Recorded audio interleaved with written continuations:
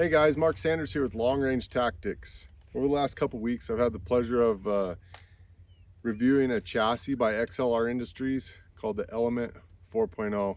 I'm just excited to share a little bit with you guys on the hunting side of how I think this chassis is a very beneficial tool in the backcountry.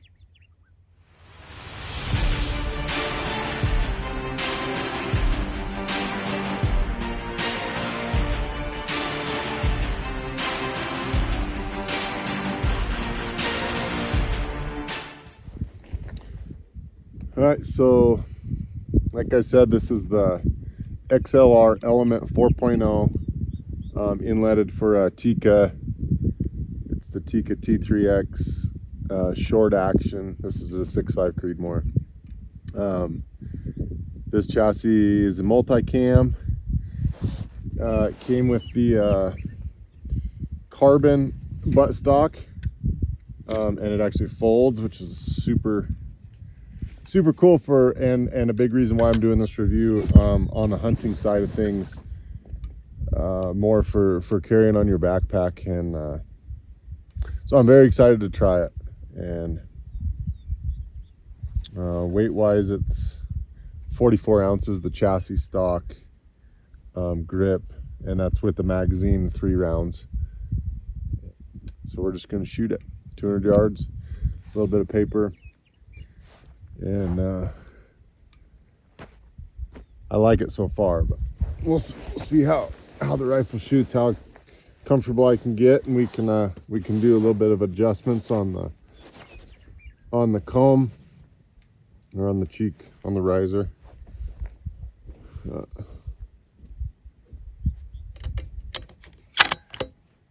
Before I shoot, the other thing I like, especially for a reference right before you shoot, especially at distances, right here I can see XLR puts a level right in the back of this behind the action, which is awesome for reference. I don't have to pick my head up. I don't have to do anything. I can level it with my face on the, I can measure it or level it on the rifle.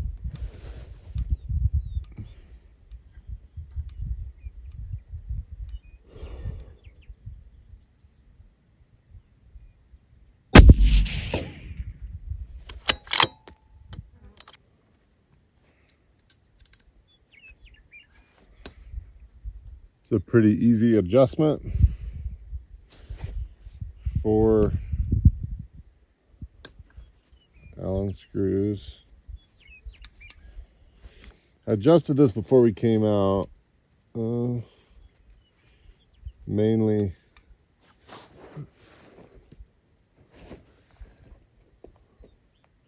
that's on the money, I think. Thought it was on the money before too. But carbon fiber. I've seen people put I don't know if it's leather or whatever the wraps are over the top. I might do that. Although carbon fiber,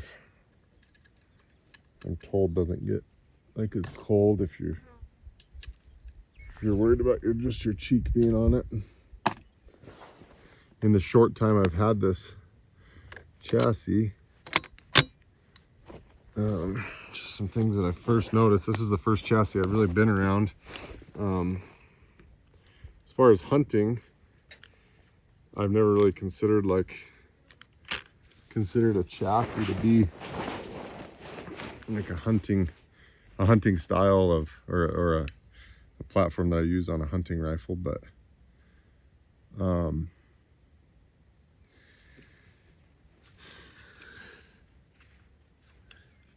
the sling I chose was the VTAC. So this chassis actually comes with the QED mount in the buttstock, and then the bag rider, which is a must for having any stability on the back. You almost have to have the bag rider, in my opinion. And then you got all the M-lock capabilities on the whole front of the chassis. So I did a XLR has their own QED mount M-lock the female side of the M-lock, or the female side of the QED, and then of course then you can run a front carry sling, which we use on our law enforcement rifles or AR platforms anyway. So pretty dang comfortable. XLR chassis accept is the AICS, which is another huge benefit. There was a couple, I believe four different grip options. This is the Ergo vertical. They had a kind of an angled, and then the skeletonized, the carbon. But as far as the fore-end goes, I mean, there's endless options. So you can M-lock anything for bipod attachments.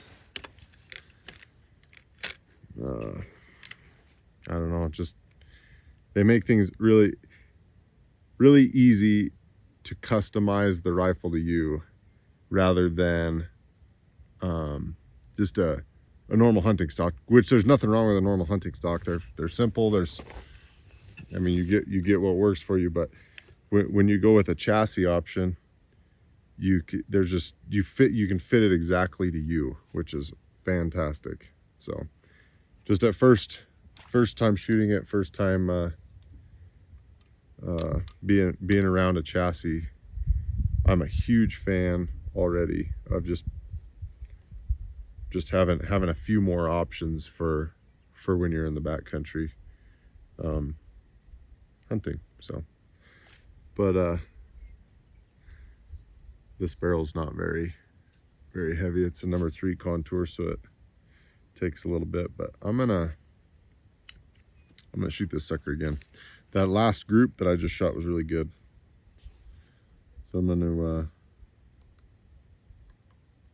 gonna shoot another group at 200 yards and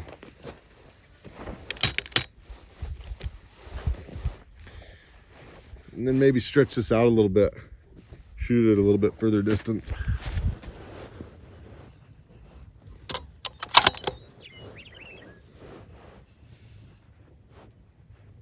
This thing's so easy to get comfortable with.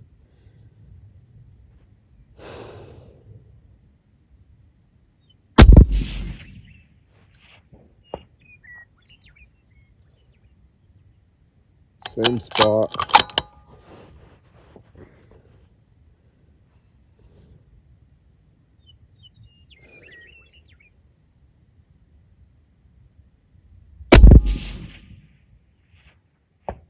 About an inch low of the same spot. We need to figure our velocity out. That's 13 minutes at 6:35. 18-inch barrel, 6.5 Creed, shooting 130 burgers. And this chassis is so comfortable. So stinking comfortable.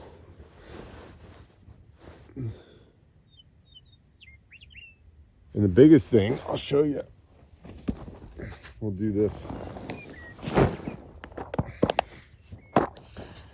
So you go, your pack.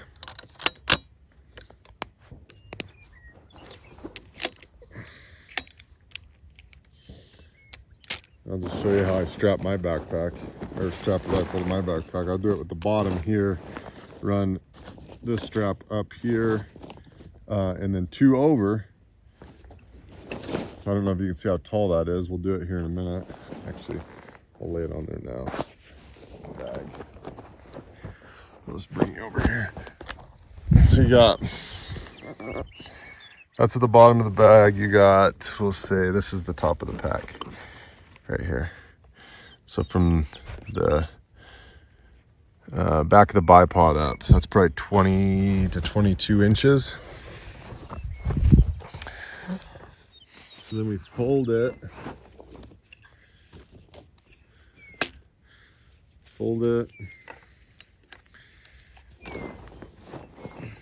Set it here.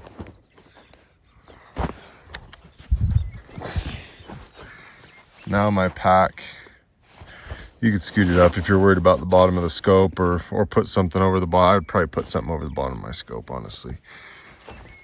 And top of the pack's here, so you got a couple, maybe 3 inches of the barrel.